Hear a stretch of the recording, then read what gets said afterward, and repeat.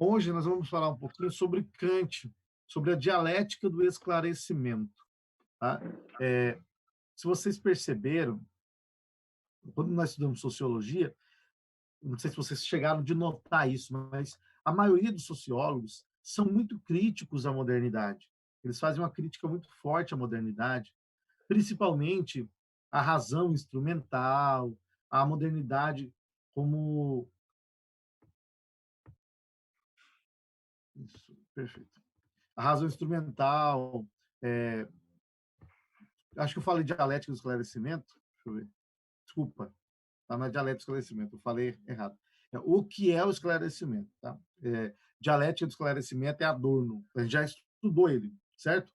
Theodor Adorno e Horkheimer, a gente estudou dialética do esclarecimento. Agora, o que é o esclarecimento, tá? Então, esse é o texto. É um texto que, se você colocar no Google, você acha com muita facilidade. O que é o esclarecimento? De Kant, ok? Nesse texto, Kant ele está respondendo a pergunta: o que é o esclarecimento? Lembrando que a palavra esclarecimento é a mesma palavra iluminismo, ok? Porque nós temos aquele período chamado de iluminismo. O iluminismo ele vai ser chamado na Alemanha de esclarecimento, na Inglaterra de iluminismo, tá? Então esse período, o iluminismo, o esclarecimento, é um período muito criticado pelos sociólogos. E aí dá-se a curiosidade de entender por que eles criticavam tanto o iluminismo. O que é iluminismo? Essa é a grande questão. E justamente por isso que nós vamos estudar um pouquinho sobre essa questão do esclarecimento. O texto de Kant é um texto muito importante porque perguntaram para ele, né? Kant, o que é o esclarecimento? Aí ele publica o texto. Resposta à questão: o que é o esclarecimento? Então, se você colocar aí o que é o esclarecimento, você acha, mas eu vou mandar o texto para vocês, vou pôr no portal lá o texto, tá? Kant começa dizendo o seguinte, que esclarecimento é a saída do homem da sua menoridade, pela qual ele é o próprio culpado. Essa é a primeira frase. O esclarecimento é a saída do homem da sua menoridade, pela qual ele é o próprio culpado. Menoridade aqui, Kant está usando a ideia de uma criança em sua infância, que ainda não tem autonomia de escolher, tomar decisões e coisas do tipo. Uma criança que ainda está em sua condição de menoridade, de menor, certo? Então, não tem ainda capacidade de fazer escolhas e coisas do tipo. Kant diz que o esclarecimento, o iluminismo, que vem com a modernidade, é o período em que o homem ele sai dessa minoridade, ele sai dessa fase, dessa infância e atinge a maturidade.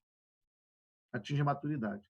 Então, é como se a humanidade, na modernidade, no iluminismo, no esclarecimento, é como se a modernidade tivesse chegando à sua maturidade, saindo da infância e chegando à maturidade.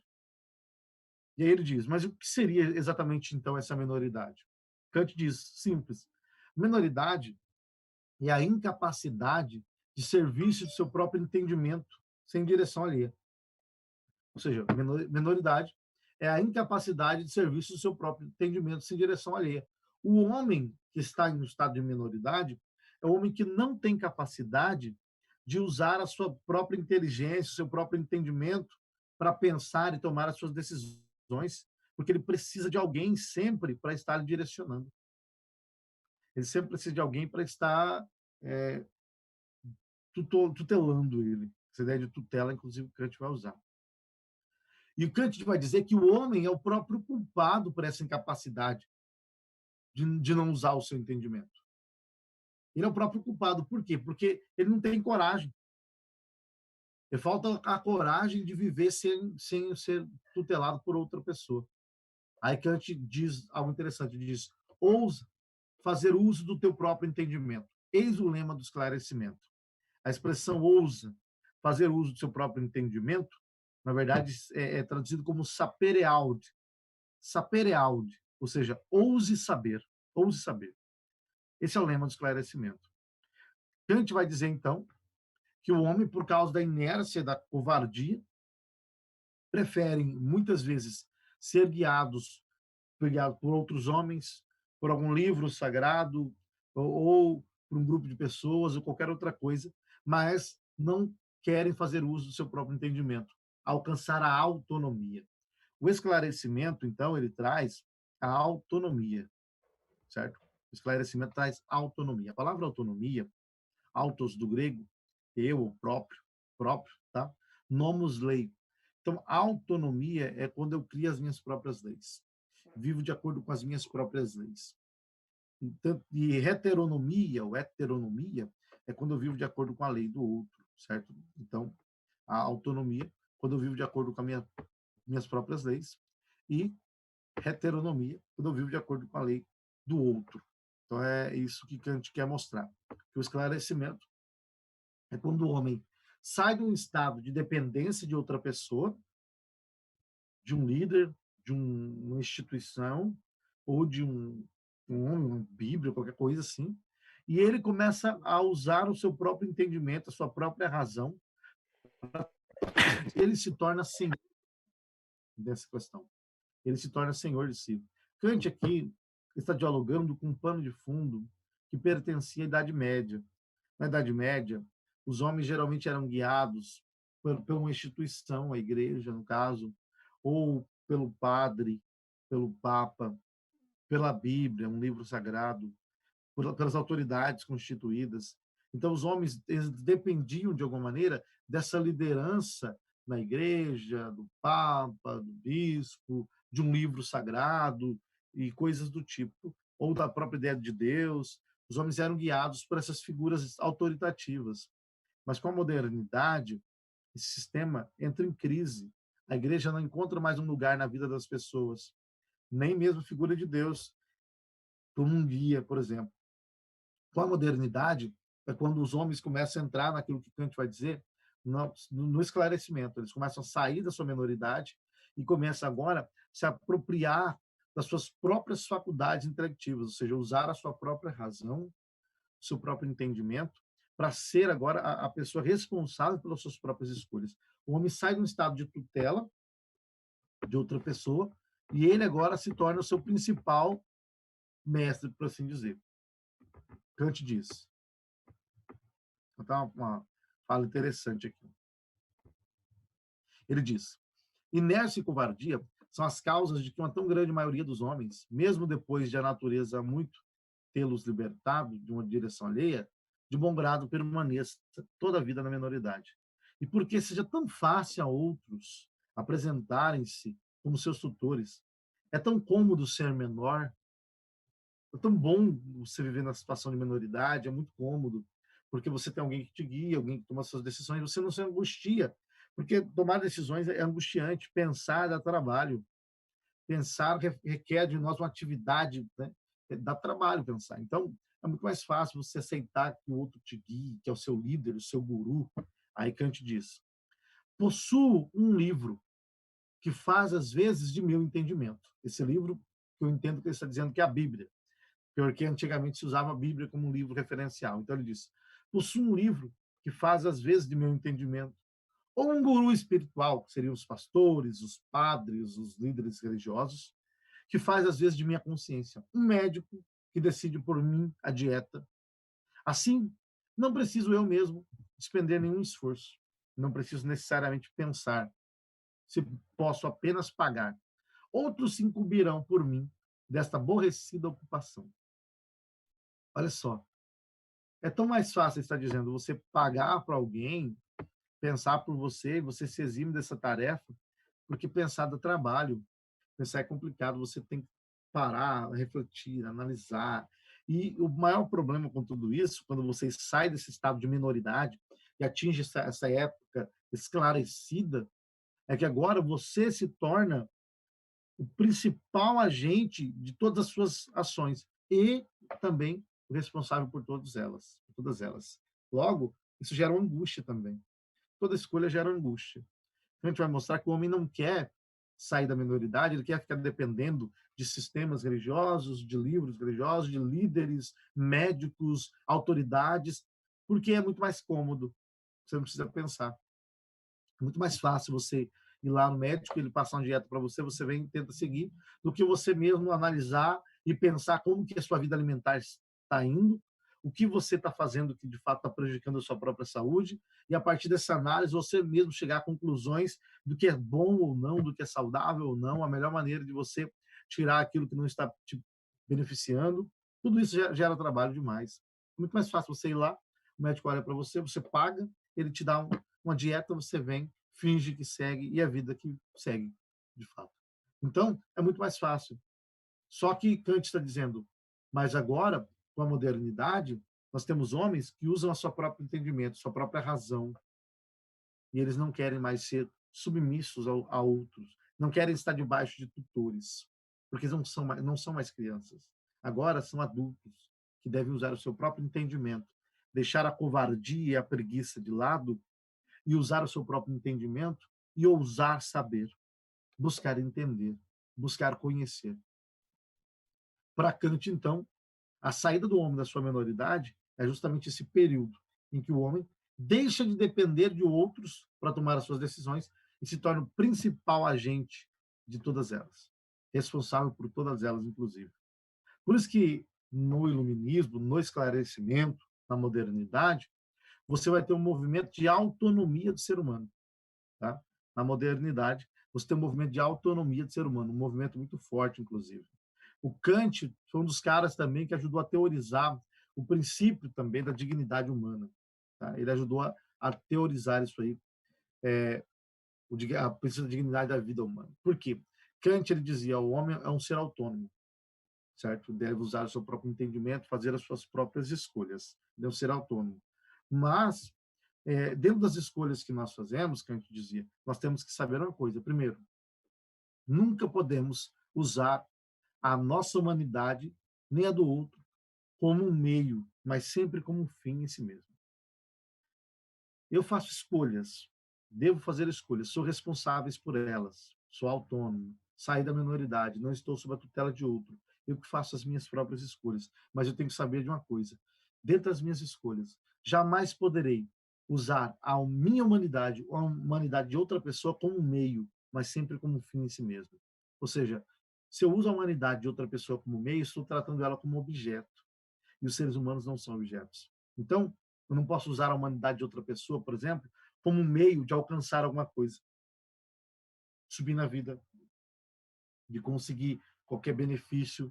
Jamais. Eu não posso usar os seres humanos, porque o homem não pode ser usado, ele não é um objeto. Somente objetos que podem ser usados, seres humanos não.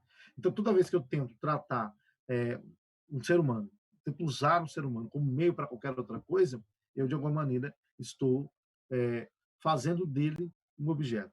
Estou ferindo o princípio da sua dignidade. Então, nunca posso usar a humanidade dele nem a minha como um meio, mas sempre como um fim em si mesmo. É o princípio da dignidade humana. O ser humano, todo ser humano é um fim em si mesmo, certo? Ele é um fim em si mesmo. Nunca pode ser usado como um meio, jamais.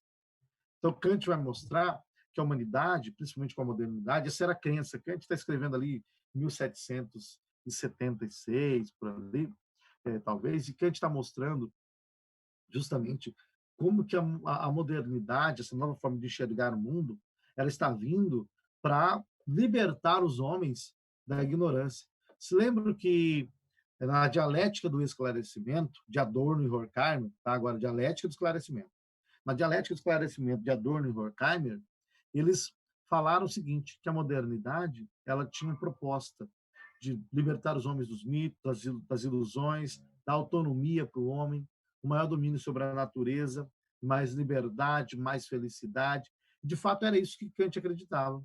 Kant acreditava que, de fato, a modernidade ia trazer isso mesmo. Maior liberdade para os homens, de fato, domínio sobre a natureza, maior felicidade, os homens terem uma autonomia maior, com a industrialização e o crescimento das máquinas, o trabalho humano seria substituído pelos trabalhos das máquinas, de maneira que o homem teria mais tempo de qualidade com a sua família, mais tempo de qualidade para si mesmo. Só que, de fato, essa crença é uma crença ingênua, porque a modernidade não promoveu isso aí.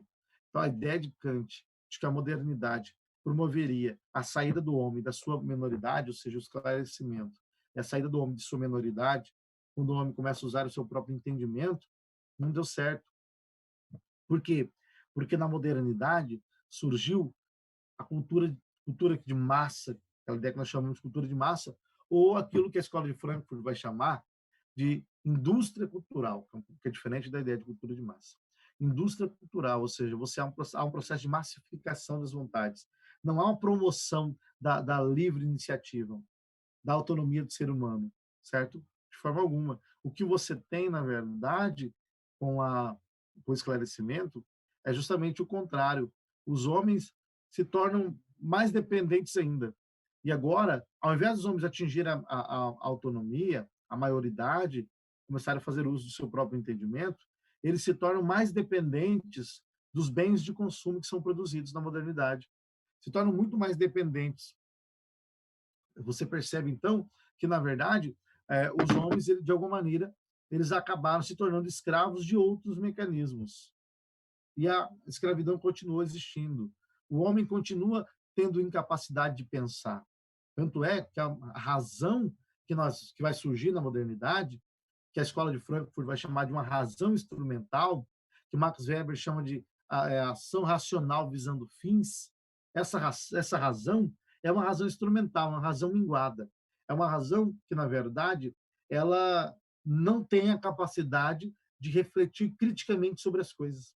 É uma razão medíocre, porque essa razão que o esclarecimento proporcionou é uma razão que só olha, procura os melhores meios para se atingir determinados fins. É aquilo que, de alguma maneira, é semelhante um pouco à ideia do que Habermas chama de ação efetiva, né? Ação estratégica, onde essa razão ela se apropria das melhores estratégias para alcançar determinados fins de forma efetiva. O problema com tudo isso é que você percebe, então, que o homem continuou sendo incapaz de pensar. Por isso que Hannah Arendt, por exemplo, quando no julgamento de Eichmann, ela vai dizer que Eichmann, na verdade, foi o homem típico, homem que não conseguia refletir criticamente sobre o que falava. Um homem que repetia bordões, jargões decorados, mas que não tinha consciência de forma clara do que aquilo significava de verdade. É um homem cuja mente não tinha capacidade de pensar criticamente de forma profunda sobre as coisas. Ele não era um burro, um idiota.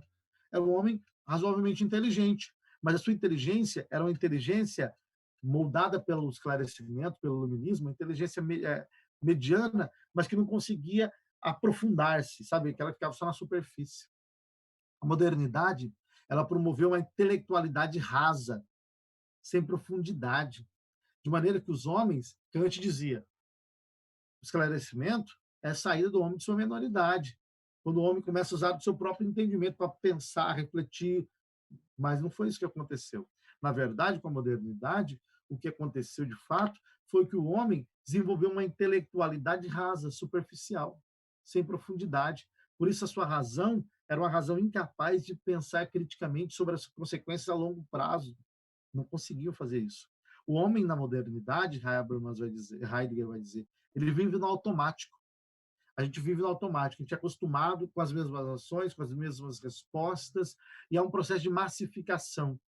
As músicas promovem isso. Você olha as músicas, por exemplo, as letras são quase todas iguais, as batidas e os ritmos são quase todos iguais, as temáticas são quase todas as mesmas. Por quê? Porque o público gosta disso. Quando começa a sair música de chifre, por exemplo, todas as músicas falam sobre chifre. Quando surge música de carro, todas as músicas falam sobre carro. Por quê? Porque a vontade do povo ela foi diminuída. Ou seja, não há mais uma riqueza, uma diversidade de gostos. O que nós temos agora é um processo de massificação do gosto humano. As pessoas gostam das mesmas coisas e geralmente são coisas ridículas e banais, porque a modernidade ela promoveu uma massificação das vontades e dos gostos, das consciências também. Então nós geralmente gostamos das mesmas coisas, mas não isso não é natural, embora nos pareça natural. Na verdade, isso é uma construção social, algo que já nos foi imposto imposto por um processo de construção midiática, com as propagandas, com a televisão, com as novelas e tudo mais, esse processo de construção de vontades, construções de desejos. Então, aquilo que nós desejamos já foi imposto. Quando nós estudamos Pierre Bourdieu, por exemplo, nós vimos como Pierre Bourdieu fala de práticas, crenças que são construídas socialmente e são impostas a nós, e ele diz que isso é uma violência simbólica. É uma violência simbólica porque nós, de alguma maneira, obedecemos isso aí, e quem não segue as práticas socialmente impostas vai ser excluído, vai sofrer com a violência simbólica mais intensa ainda. Então, a violência simbólica, dizia Pierre Bourdieu, ela não causa danos físicos diretamente, mas causa danos psicológicos, danos morais, o que acaba resultando, de alguma maneira, em danos físicos, certo? Essa violência simbólica, então, está resultado, consequência, por assim dizer, dessas configurações sociais. Pierre Bourdieu ele falava de campos, sendo que os campos são estruturados por capitais, né? Que eu já tratei com vocês, capital econômico, capital social, nós temos o capital cultural, certo? Então, você, o capital simbólico, esses capitais, de alguma maneira, quem detém maior capital exerce maior poder dentro de determinado campo. E existem ali os hábitos, que estão ligados à prática, certo? Os hábitos, uma série de crenças, de práticas que nós internalizamos, certo? Das regras e estruturas que permeiam esse campo. Se você não vive de acordo com as regras que está ali, você vai ser excluído. Você não está andando de acordo com o jogo. Mas, ou seja, você tem que se enquadrar. Você tem que se amoldar. Você tem que se adequar aos padrões. Mas quem criou esses padrões? Algum grupo que criou esses padrões para expressar a sua vontade, o seu desejo e dominar. Então, a dominação ela existe em todas as maneiras, Pierre Bourdieu vai dizer. A dominação existe, por exemplo, até numa hora que, quando você precisa ir em uma festa, você tem que ir com determinado tipo de roupa, porque senão você não vai ser bem visto. Ou seja, existem padrões sociais que foram impostos, construídos culturalmente por um grupo, e nós temos que nos adequar a esses padrões, senão seremos excluídos. A violência simbólica acontecendo aí. E aí Bourdieu, então, vai mostrar que a violência simbólica está acontecendo em todas as áreas, está se dando em todos os momentos. Então, essa modernidade, que seria o período de emancipação do sujeito humano, emancipação do homem, na verdade, ela promoveu muito mais a escravidão. Ela promoveu novas formas de servidão e não, de fato, a emancipação.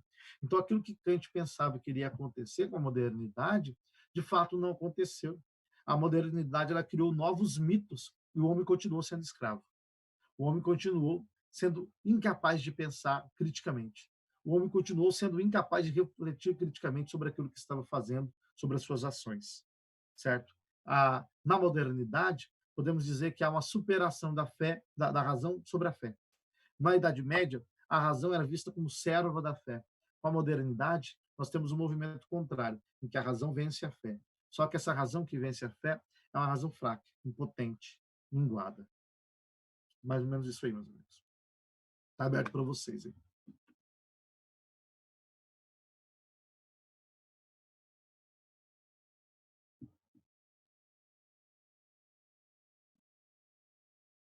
Isso.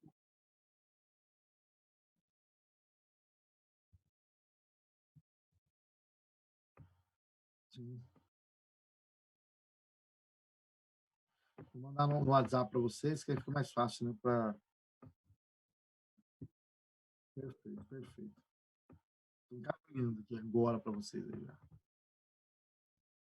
Se alguém tiver alguma dúvida, manifeste-se agora ou cale-se para sempre. Brincadeira. Vamos calar para sempre. Brincadeira. Não, professor, tá show a sua aula, foi boa mesmo. Aí a gente vai ver o texto. Hã? Tá chique, né? Tá gatinho. Ô, Kleber, você nem deixou eu falar. Tem que inovar, né? Gente, tem que será inovar de vez em quando, não pode ficar será que a gente vai ter aula mesmo, professor? Olha, nós vamos ter uma Presencial? reunião agora. Não. Então, reunião agora para aí que eu vou saber o que eles vão falar. Quando eu ficar sabendo, eu aviso vocês aí. Não, beleza. Vamos saber agora, né, quais são as diretrizes que a faculdade vai passar para a gente. Vamos ver, né? né? Vamos ver o que vai acontecer. Eu achei muito legal, professor. Eu sei que foge do assunto, mas vai ser interessante, hein? Se eu tivesse condição, eu ia fazer aquele curso de teologia que você vai ministrar lá. Pois é, muito bom, viu? Olha, Muito a bom. Uniaselv ela é uma faculdade muito grande, muito renomada, e ela está com uma promoção muito boa, desconto, sabe? É, realmente está valendo a pena. E é semipresencial, né? Então você vai uma vez por semana só, e não é obrigatório ainda, você Aham. entendeu? Então, querendo ou não, acho que é muito legal. Eu, por exemplo, eu aconselho quem puder fazer, a fazer sim, porque a gente não sabe quando vamos ter outra oportunidade dessa, né? Verdade. É Mas agora muito com esses bacana. momentos aí de crise, assim, se eu não tivesse essa situação, eu iria fazer concomitante com o curso de direito, mas agora, É, esperar, né? com essa situação agora ficou até difícil, né? Vão ter que aguardar mesmo, mas quando der uma aliviada e sentir que dá, você me procura, que aí eu vejo Uhum. lá para a gente ingressar você lá, para a gente estar juntos. Tá bom. Valeu. Tá? Tá certo. Então, gente, bom dia para vocês aí, tá? Tenham uma ótima semana e vamos estar juntos aí, firme e forte, vai dar tudo certo, se Deus quiser. Vai sim, professor. Tchau, pessoal. Deus abençoe todo mundo. Tenhamos uma ótima semana. Parabéns às mamães aí, viu? Deus abençoe vocês, tá? Obrigada.